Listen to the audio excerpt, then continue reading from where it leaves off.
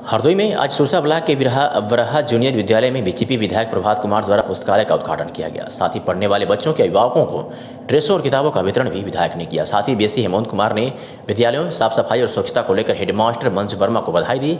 इसके उपरांत विधायक प्रभात कुमार ने विद्यालय में वृक्षारोपण भी किया। साथ ही विद्यालय के एक कक्ष को जाकर दिखा साफ सफाई, विद्यालय की दीवारों पर पेंटिंग को लेकर हेडमास्टर मंजू वर्मा को बधाई दी।